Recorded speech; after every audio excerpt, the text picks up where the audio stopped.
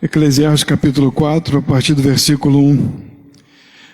Depois voltei-me e atentei para todas as opressões que se fazem debaixo do sol. E eis que vi as lágrimas dos que foram oprimidos e dos que não têm consolador, e a força estava do lado do seu opressor, mas eles não tinham consolador. Por isso eu louvei os que já morreram, mais do que os que vivem ainda. E melhor que uns e outros é aquele que ainda não é, que não viu as más obras que se fazem debaixo do sol. Nós estamos vivendo uma época que eu quero deixar bem claro para os irmãos, e eu não tenho dúvida de que nós estamos vivendo esta época. Mas nós precisamos tomar uma posição. Eu vou dizer o que nós estamos vivendo, mas eu vou dizer o que nós precisamos fazer. Diz lá em Apocalipse que foi dado poder à besta para vencer os santos. Foi dado poder para vencer os santos. Foi dado poder à besta para vencer os santos. A gente entende que no final dos tempos, Satanás terá o poder de vencer os santos. A Bíblia fala que nos últimos tempos apostatarão alguns da fé. Isso quer dizer que muitos vão dar as costas para o Evangelho. Mais ainda, diz que terão coceira nos ouvidos por ouvir a palavra. Eu estou falando isso para que os irmãos não fiquem tristes. Eu estou falando isso para que os irmãos entendam.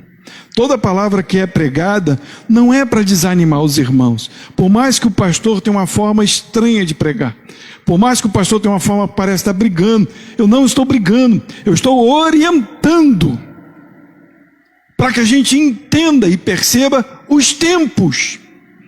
A Bíblia foi escrita, e eu já disse e volto a dizer, para que quando nós lêssemos, nós pudéssemos entender os propósitos e os planos de Deus. Se eu não leio a Bíblia, se eu não busco na palavra, eu não entendo os propósitos de Deus. Quando vêm as tempestades, as pandemias, as provocações, as coisas ruins, e se eu não estou firmado na palavra, eu não entendo. Eu murmuro, eu questiono, eu brigo, eu caio, mas eu não consigo sustentar a minha vida na verdade. E isso é sério. Então eu preciso observar e entender. O tempo que vivemos hoje é o tempo de apostasia. O tempo que vivemos hoje é o tempo de perder. Perder como, pastor? Perder porque os crentes não estão mais firmados. Os crentes estão tropeçando. E eu estava conversando algo com a Cristina, ouvindo algumas palavras, eu volto a falar de Israel. Todas as vezes que Israel estava vencendo muito, vinha uma opressão. E houve um dia, uma época, em que o povo estava indo muito bem. E Balaão e Balaque, é Balaque mesmo. De vez em quando faz aquela confusão que é normal, né? Balaque pede para Balaão amaldiçoar o povo de Israel. Para quê? Para que aquele povo perca. Para que aquele povo não tenha poder. Só que Deus abençoou o povo de Israel. Quem pode amaldiçoar alguém que foi abençoado? Jamais. Balaão lança então uma proposta a Balaque. Amaldiçoar você não pode, mas fazer cair você consegue. Sabe com o quê? Com prostituição. Bota umas mulheres no meio. Bota alguma coisa para esse povo cair. Bota coisas que agradam os olhos deles. E eles vão cair. E eles não vão ter poder. E Deus vai vir e corrigi-los. E nós vamos vencê-los. O que acontece é exatamente isso que está acontecendo hoje. Foi dado poder a Satanás para vencer. Vencer com engano.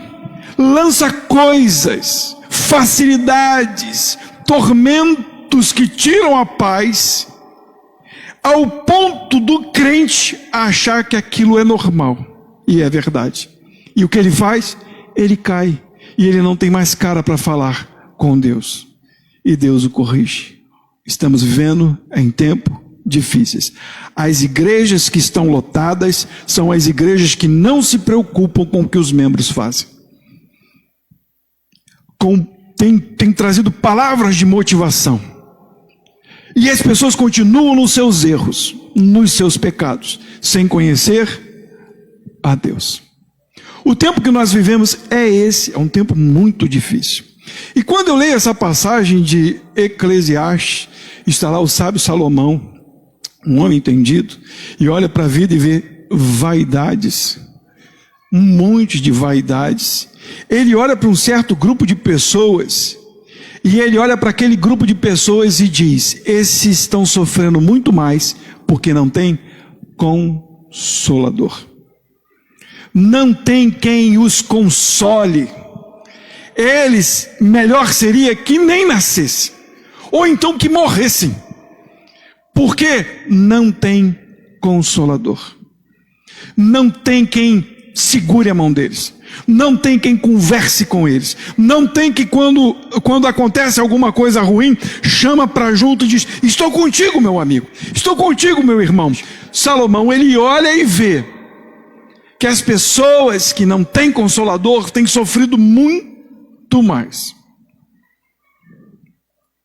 Eu quero apresentar para vocês o consolador da igreja, para esse tempo de ruína espiritual, para esse tempo de decadência espiritual no meio da igreja.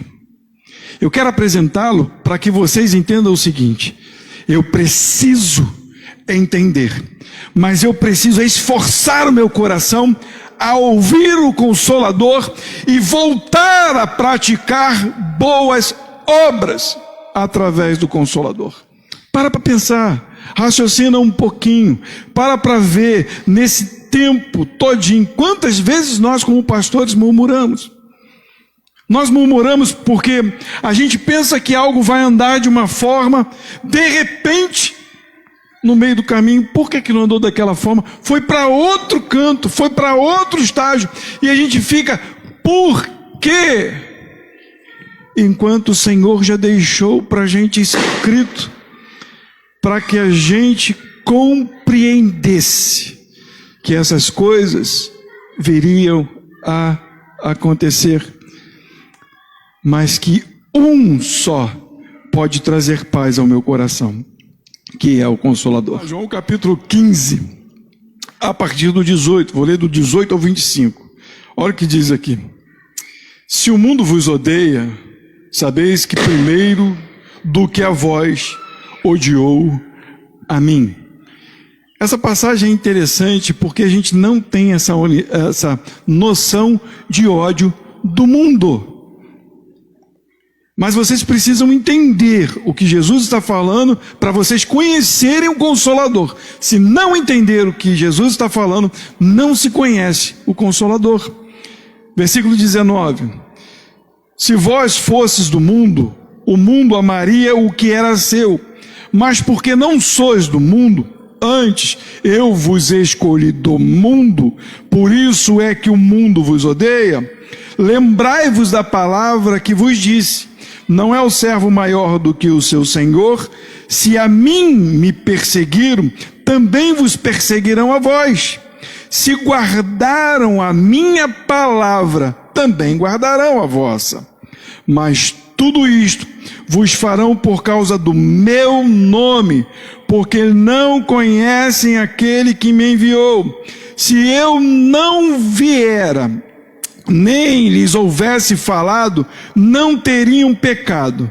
Mas agora não tem desculpa do seu pecado. Aquele que me odeia, odeia também ao meu Pai. Se eu entre eles não fizesse tais obras, quais nenhuma outra tenho feito, não teriam pecado, mas agora viram-nas e me odiaram a mim e o meu Pai, mas é para que se cumpra a palavra que está escrita na sua lei. Odiaram-me sem causa. O que Jesus está traçando e trazendo para a gente poder entender e deixando escrito, tem que estar escrito, senão eu não posso crer. Abrindo um parênteses, quando o Espírito vem sobre a minha vida, eu preciso entender o que é de Deus e o que não é de Deus. O que é emoção da minha carne, paixão da minha carne, e o que é a voz do Espírito Santo. Como que eu faço isso? Quando eu ouvir algo, sentir alguma coisa, eu corro para onde? Para a Bíblia. Por quê? Porque ele deixou escrito. E aí eu não confundo. Porque veio algo no meu coração. É de Deus ou não é de Deus? Calma aí. Jesus falou. Então eu faço. É de Deus ou não é? É paixão. Não, é paixão da minha carne. Então eu não faço. Por isso Jesus deixou escrito. Ele escreveu antes, para que quando viessem os questionamentos, eu observasse na sua lei. Deus está falando comigo. E o que é isso? Birutice na minha cabeça. Então eu não faço. É simples assim. Então o que Jesus está falando, para mim e para você que precisa de um consolador? O mundo vos odeia. Pastor, então é para eu ficar com raiva do mundo? Jesus está falando isso. Jesus está te falando o seguinte, que por causa do nome dele, por causa da palavra dele, por ele ser a palavra, o mundo vos odeia. O que isso quer dizer, pastor? Que tudo que a igreja prega é contrário ao mundo. A Bíblia, quando ela é lida e falada e pregada como está escrito, cria neurose no coração daqueles que não creem. Por que é mais fácil crer no absurdo da evolução? Por quê? Porque a Bíblia diz que não tem evolução, que é criação. Por que é mais fácil um filho desobedecer ao pai? E hoje virou moda, parece que isso é muito pregado, né? Que você precisa ter liberdade de expressão. Uma criança de 12, 13, 14 anos, eu tenho a minha liberdade de expressão. Por quê? Porque a Bíblia condena isso. E se você falar, você está oprimindo. E a Bíblia diz que não está oprimindo, você está educando. E aí você precisa entender, se eu sou de Cristo, sou guiado por Cristo, eu preciso obedecer ao que está escrito. Porque essa é a obra do Consolador. A obra do Consolador não é passar a mão na cabeça. A obra do Consolador não é falar, tudo bem, você errou, mas está de boa. Eu te amo, estou contigo. A Bíblia diz que Deus não tem o culpado por inocente. A Bíblia diz que Deus os entregou a desonrarem os seus corpos, porque não deram honra e glória a Deus. Está escrito. Então, quando você prega a palavra, ela causa um efeito contrário. Não traz amor. Para aquele que não quer ouvir, traz ódio. E Jesus está falando que se odiaram a mim, vão odiar vocês também. Vocês entendem por que o mundo está ficando do jeito que está ficando e não tem mais espaço para os crentes no mundo? Pastor, caramba, então eu não quero mais ser crente não, porque vai ficar ruim, vai ficar pesado. Olha as histórias dos homens, grandes homens da Bíblia, de Paulo. Hoje nós estávamos assistindo o Hernandes falar da vida de Paulo, né? Aquele homem é um espetáculo falando da vida de Paulo. Ele vai num texto, vai no outro. Eu falo assim, caramba, eu lendo eu já erro. O cara falava de có e salteado. Eu olho e eu erro o versículo. O homem ia lá certinho, ia lembrando as coisas e fez, cara, que coisa extraordinária. Ele estava falando da vida de Paulo. Aquele homem morreu sozinho. Ele estava sendo acusado de botar fogo em Roma. Nero meteu fogo em Roma e colocar a culpa em Paulo. É o líder, é eles, é esses camaradas aí, ó, meteram fogo, foram os crentes. Foi preso. E quando ele foi no júri para se defender, não tinha um irmão para dizer, não foi ele que botou fogo não. Paulo, foi você que meteu fogo? Não, não fui eu. Cadê a tua testemunha? Ninguém! Quantas almas foram convertidas, convencidas pelo poder do Espírito na vida de Paulo, e os irmãos tiveram medo dele, ele estava lá sozinho. Essa é a vida do cristão, consolado pelo Espírito de Deus. Que consolador é esse? Não é aquele consolador para dizer que está tudo bem, não. É para dizer muito mais do que tudo bem. É para dizer que você tem um ministério, você tem uma obra. Deus chamou você para um propósito. Deus não chamou para você olhar para o mundo e admirar o mundo. E gostar do mundo, porque o mundo odeia Cristo. E se o mundo odeia Cristo, odeia aquele que é de Deus. É o que Jesus está falando. A palavra é contrária. E eu preciso lutar para fazer o que é certo, para amar o meu irmão, para estar diante dele, e se alguém odiá-lo, eu estar perto para dizer, eu te amo. Esse é o consolo do Espírito, porque quando todos abandonarem, o Espírito consola. Olha a continuação, João capítulo 16, versículo do 1 ao 4, eu vou ler só a parte A do versículo 4, diz assim: tenho-vos, pois, dito estas coisas, para que vos não escandalizeis. Expulsar-vos-ão das sinagogas vem mesmo a hora em que qualquer que vos matar, cuidará fazer um serviço a Deus. E isso vos farão, porque não conheceram o Pai, nem a mim. Mas tenho-vos dito isto, a fim de que, quando chegar aquela hora, vos lembreis de que já vô-lo tinha dito. Jesus deixou escrito antes, para que a gente não se escandalizasse.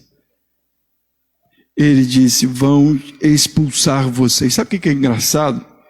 Que os discípulos até esse momento, eles não entendiam nada. Quando o Espírito veio sobre a vida deles, não causou nenhum tipo de remorso para servir Jesus. Vocês entendem o que eu estou falando? Entendem? Vocês estão aqui? Imagina quando as coisas acontecerem, quem vai salvar a vida de vocês? Quem vai consolar? O Consolador. É Ele que vai dizer para vocês, eu já disse que estava escrito, é desta forma mesmo, pode deixar, eu estou com vocês. É isso que eu estou falando, para que vocês entendam. O tempo é difícil, a gente não sabe como é que vai ser 2021. A Bíblia fala que é o princípio das dores. Se isso é o princípio das dores, imagina o que pode ser em 2021. Eu tenho que esperar em Cristo, eu não tenho que esperar 2021. 2021 vem dias melhores porque eu estou em Cristo, e o Consolador está em mim. Entendam isso, porque se não melhorar, não faça igual os programas de campeonatos, de televisão, onde a pessoa fala assim, você vai conseguir fazer? Aí a pessoa diz, não sei. Não, diz que vai, aí o cara não consegue. Mas mesmo assim ele disse que foi, mas ele não conseguiu. Não, porque tem poder na palavra. Isso é ridículo. A palavra do crente não é eu vou conseguir, é eu estou em Deus. A minha vida está guardada em Deus, e eu vou de acordo com a sua vontade. Essa é a palavra do crente, porque ele pode me fazer passar por lutas, e grandes lutas. E quem vai te salvar no meio das lutas? Ele, porque ele te conduziu para lá e vai te salvar de lá. Por quê? Porque é necessário que você testemunhe no meio da briga, das situações difíceis, das tribulações. Você precisa ser um crente corajoso, cheio do Espírito Santo, do Consolador, sabendo que pode passar por lutas. Quantas coisas nós passamos, porque o Senhor precisa nos acertar e nos fazer entender que não pertencemos a este mundo. Bem, essa é uma palavra para quem tem o Espírito de Deus, e ele compreende isso que está escrito. João capítulo 14, a partir do 16 ao 18. E eu rogarei ao Pai, e Ele vos dará outro Consolador, para que fique convosco para sempre. O Espírito de verdade, que o mundo não pode receber, porque não vê, nem o conhece, mas vós o conheceis, porque habita convosco. Sou eu, é Jesus falando.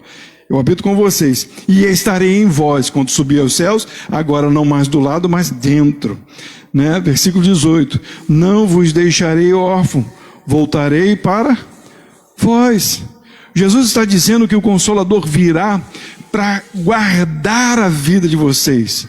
Quando Jesus estava falando com os discípulos estavam tristes, atemorizados, porque Jesus falava a verdade, mas eles não compreendiam. Eles não entendiam, eles só seguiam Jesus. Jesus é um homem espetacular, é alguém extraordinário, é alguém que curou, é alguém que fez milagres. Mas o que esse homem pode fazer pela minha vida depois que ele for embora? Parece que os crentes estão vivendo a mesma coisa. Parece que a igreja é um lugar seguro. Saiu da igreja, acabou a segurança. Na igreja eu sou santo, saiu da igreja eu não sou ninguém. Se tem um pastor que é puxador de orelha, que manda fazer coisa e tal, eu sou crente, né? O pastor fala, faz assim, faz assado, vai ali, vai aqui, não sai de perto de mim, fica ali, porque o pastor de vocês é frouxo, né? O pastor de vocês é frouxo, o pastor de vocês não manda nada, eu não mando nada, eu sou omisso, confesso meu pecado diante da live, para a internet, sou o pecador, mas parece que na obrigação vira crente, acabou a obrigação. Ou então se decepciona, porque a imagem da pessoa que estava presente era autêntica, era como se fosse a proteção. E quando acaba? E quando não vê mais graça? E quando se escandaliza com aquela pessoa? O que aconteceu? Com os discípulos. Quando eles olhavam para Jesus, e Jesus foi morto e crucificado, o que eles fizeram? Não ficou um. Todo mundo meteu o pé, deixou Jesus sozinho.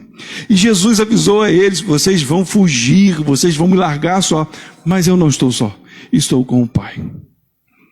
Essa é a vida do crente que recebe o Consolador, que entende que o Consolador traz vida para tirar do mundo, resgatar das trevas e dar entendimento das coisas que vão vir. Entendem isso? A vida da gente não vai ser flores para o resto da vida. Vai chegar um tempo que vão odiar muito mais o Evangelho. Vocês não estão vendo o que está acontecendo? Já não viram o que está acontecendo? Já tem gente sendo presa por causa do Evangelho. Já disseram que esse livro atrapalha a evolução do mundo. Esse livro põe ordem no mundo. E eles querem evoluir, tirando a Bíblia. Tem alguma lógica nisso? Tem livros que falam coisas mais rígidas que a Bíblia. De regras. Regras, faça isso, faça aquilo. Mas não tem problema nenhum. Agora, a Bíblia tem problema. Porque espiritual não faz parte desse mundo. Olha para isso, entendam isso. Nós estamos vivendo uma verdade, mas que precisamos compreender essa verdade, passando pelas lutas, entendendo que teremos o consolo de Deus sobre as nossas vidas. João capítulo 16, novamente, versículo 13 e 14, olha o que diz aqui. Mas quando vier aquele, o Espírito de verdade, ele vos guiará em toda a verdade, porque não falará de si mesmo, mas dirá tudo que tiver ouvido e vos anunciará o que há de vir.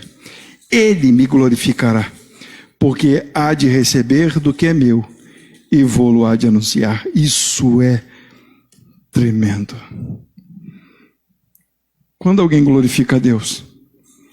Quando o Espírito de Deus está nele. O homem que diz, eu amo a Deus, tudo é Deus, em nome de Jesus, como é que aqueles jargões? Está amarrado, só Deus, só por Deus. Isso não quer dizer que a pessoa tem o Espírito de Deus. Ela não está mencionando Deus porque ama a Deus. Ela não está dizendo Deus porque entende a palavra de Deus. Ela está dizendo porque aprendeu e as pessoas falam. A pessoa que tem Deus, ela não precisa usar de jargões ou de palavras enfeitadas. Ela compreende porque ela lembra do que foi dito por Jesus. O Espírito de Deus faz você lembrar do que Jesus fez e de como agiu. Isso é desde o começo, no princípio. A Bíblia fala que disse Deus, haja luz. E o que o Espírito fez? Fez com que aparecesse a luz, manifestou. Essa é a obra do Espírito, manifestar Deus, manifestar Jesus naquele que recebeu a Cristo. Eu recebi Jesus, estou com Cristo. E agora quem vai fazer com que eu faça as obras de Deus? O Espírito Santo. Porque a palavra está dentro, agora ela precisa ser manifesta para fora. A palavra, o Cristo está dentro, movendo o entendimento. E agora o Espírito faz com que o que eu entendi seja manifesto. Através do quê? Das minhas ações. Daquilo que eu falo, de como eu me comporto. Entendem isso? É o que ele está dizendo. O Espírito Consolador faz com que a gente compreenda Jesus. Compreenda o que ele disse, compreenda as obras dele, manifeste as obras dele. Esse é o consolo do Espírito Santo. João, capítulo 16, diz assim, do 20 ao 22, na verdade vos digo, que vós chorareis e vos lamentareis, e o mundo se alegrará, e vós estareis tristes, mas a vossa tristeza se converterá em alegria. A mulher, quando está para dar à luz, sente tristeza porque é chegada a sua hora.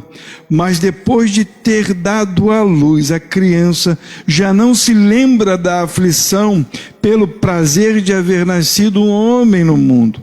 Assim também vós, agora, na verdade, tendes tristeza, mas outra vez vos verei. E o vosso coração se alegrará, e a vossa alegria ninguém vô-la tirará. Isso é bom demais. O que Jesus estava falando para os discípulos é que agora eles não estavam entendendo nada. Quando eles vissem Jesus sendo crucificado, eles correriam, eles ficariam atordoados, eles ficariam sem chão. Pedro voltou para pescar e os discípulos foram dispersos. Mas quando eles viram Jesus, todo o sofrimento do passado acabou. Mas eu digo para os irmãos que quando o Espírito veio no Pentecoste, toda a agonia acabou, porque agora o que eles iriam passar consciente, por causa do Espírito que estava atuando na vida deles. Já não era mais tristeza, era alegria por estar fazendo a obra de Deus. E quanto a igreja não está vivendo isso, precisamos viver isso, buscar isso, tirar as amarguras e entender, se estou no mundo, se Deus me permite estar aqui, é para que eu manifeste a glória dele.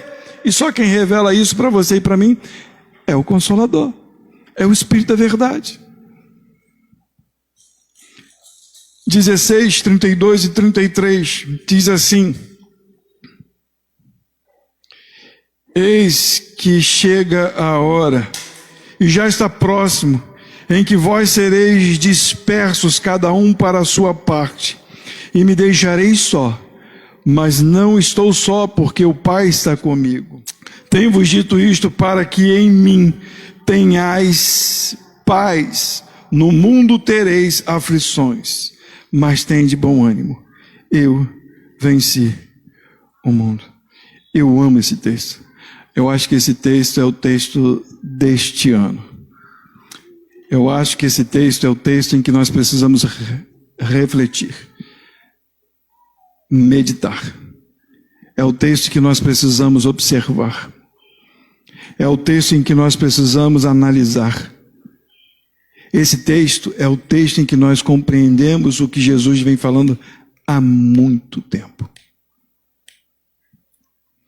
É por causa da palavra de Cristo. Ele está dizendo, no mundo tereis aflições. Ele está dizendo que no mundo vocês vão passar por perseguições. Ele está falando que no mundo vocês vão passar por perturbações, tentações, provações. Mas ele está dizendo e declarando, tem de bom ânimo, eu venci o mundo. Se isso não alegra o coração dos irmãos, então eu não sei o que nós estamos fazendo aqui.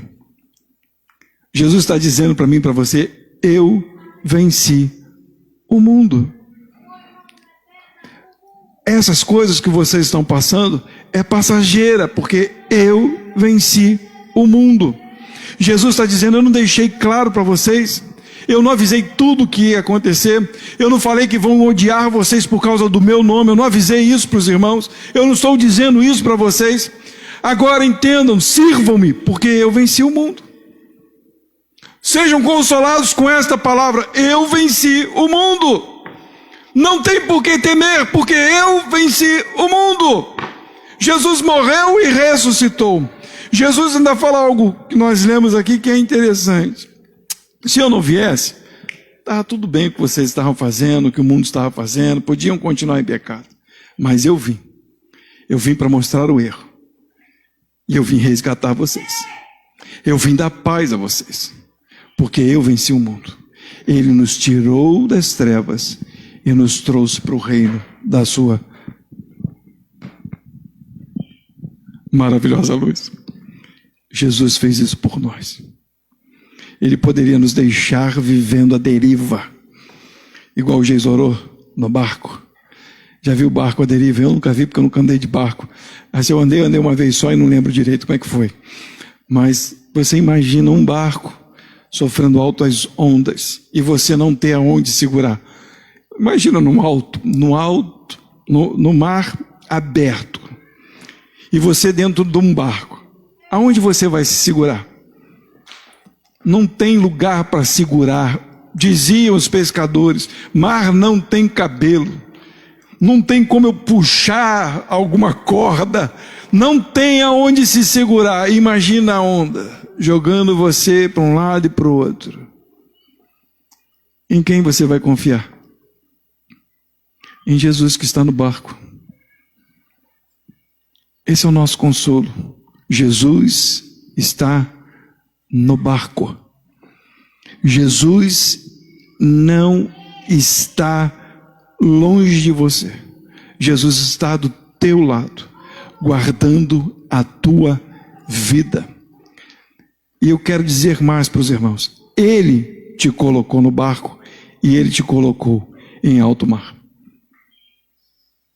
Jesus é muito bom. Ele é muito legal. Para você não confiar no piloto do navio. Aliás, para você confiar no piloto, que é ele do navio e não é você. O último versículo está lá em João capítulo 14, versículo 27. A gente encerra com essa palavra de Jesus dizendo para nós: o nosso amado Mestre, o nosso Senhor, nosso amigo, o nosso Deus e Pai, nosso irmão, nosso príncipe, nosso rei, deixe-vos a paz. A minha paz vos dou, não vou-la dou como o mundo a dá. Não se turbe o vosso coração, nem se atemorize. Se eu não consigo entender o começo do versículo, eu vou me atemorizar, porque ele diz: não é como o mundo dá.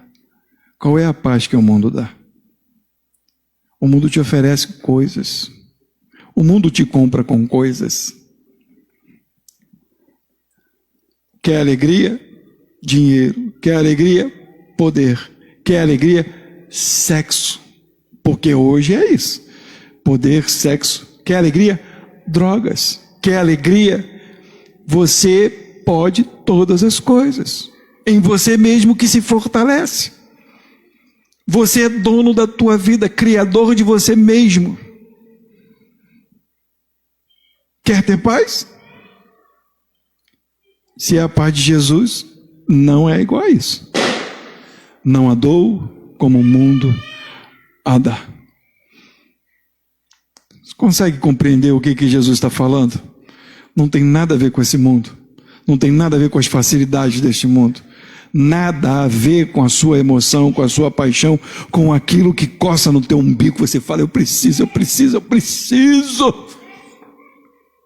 Ele fala: você não precisa, não precisa, não precisa. você precisa de mim. Domina a tua vontade, porque eu sou contigo.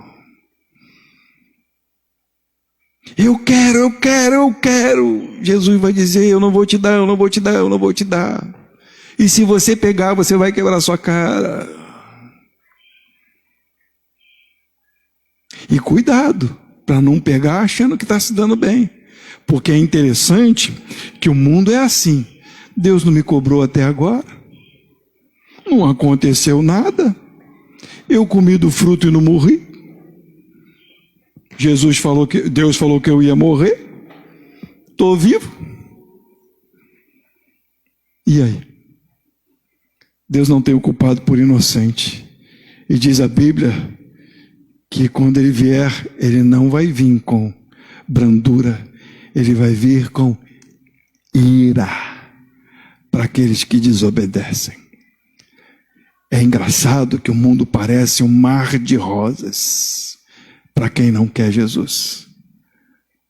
É gostoso, é atraente. Mas no final, aqueles que suportaram a dor e viveram guiados pelo Consolador, receberão paz e vida eterna.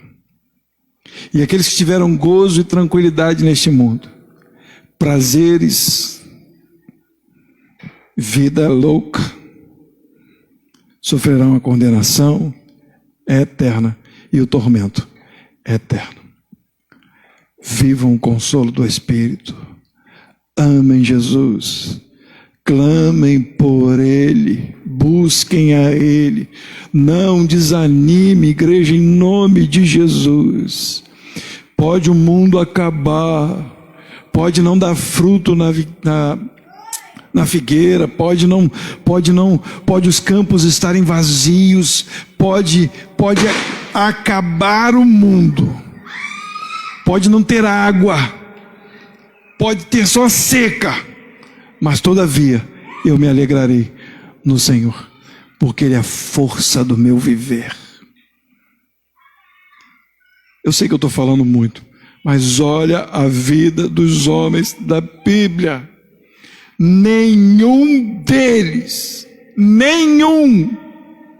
teve vida fácil. E eu e você, acha que vai viver mar de rosa? Está brincando comigo. Nós vivemos até muito bem. Aproveitem.